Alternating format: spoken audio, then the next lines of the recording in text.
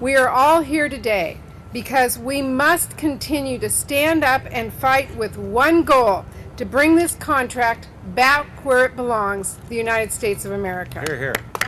Generations of Boeing engineers, technicians, and machinists, represented by SPIA and the IEM, have decades of experience on military programs. We have designed and built more than 1,000 commercial 767 aircraft and nearly 2,000 tanker aircraft. We have got the experience, and our experience is unmatched anywhere in the world. We have got to look out for our industrial base. Where is all the work coming from? Where is it all going to? Where's the next line of innovation? It's got to be American workers. I'm a former Marine.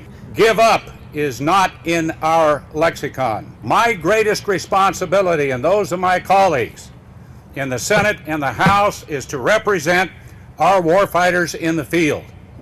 We know that the Air Force chose the wrong plane for the warfighter.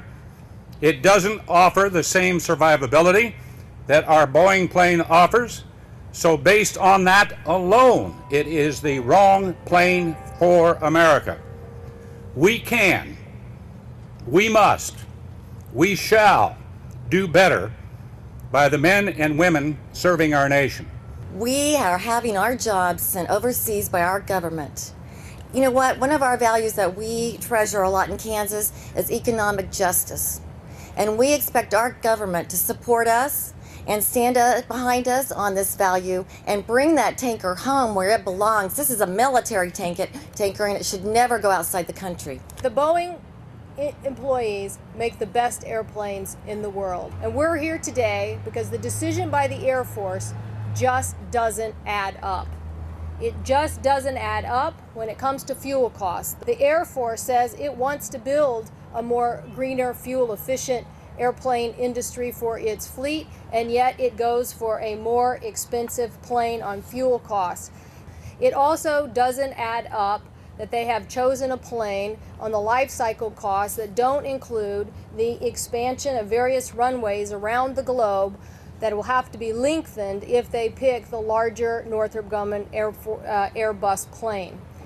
And it doesn't add up that the overall life cycle costs aren't considered into these other issues of maintenance that my colleagues have already addressed. This particular case is a very important issue for our trade enforcement laws. So we are sending a letter to the President telling him not to endanger the trade enforcement laws that we have by going ahead with this deal.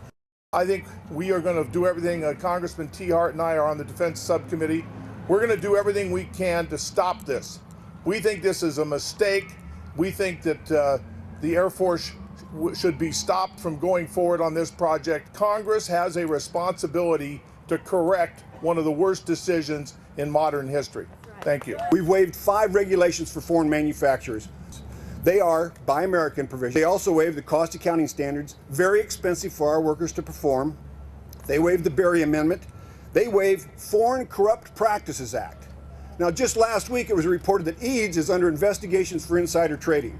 That's just one step in a long history of corrupt practices that we'll never know about here because our Pentagon waives Foreign Corrupt Practices Act for suppliers that are foreign. How can our workers here compete with that? If they performed those same illegal acts, Boeing would have been banned from even bidding on this contract. But our Pentagon turns a blind eye to it. We're not going to stand for it. They also waive the international trafficking in arms regulations.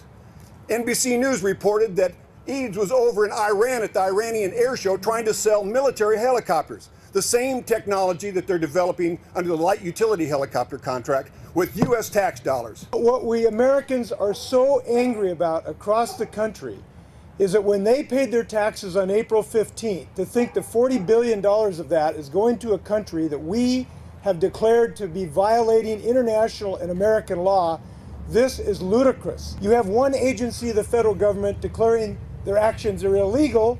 You have another agency of the federal government rewarding them with a $40 billion contract. They ought to get a $40 billion sanction, not a $40 billion award, and that's why Congress is going to move on that. We are here to support our warfighters, and we can do that best by having the best equipment, and in this case, we have the best employees in the world working at Boeing who make the best airplane. it means jobs here in the United States. Just in Washington State alone, it was 9,000 additional jobs.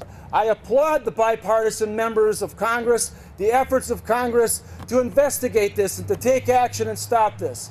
Just yesterday, Arlen Specter spoke before my union and said, there's a real aroma about this deal, and we need to investigate the source of that stench.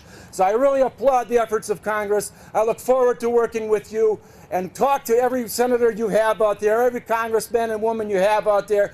Talk to your friends and neighbors. This will not stand. We will not allow this to stand. Thank you so much.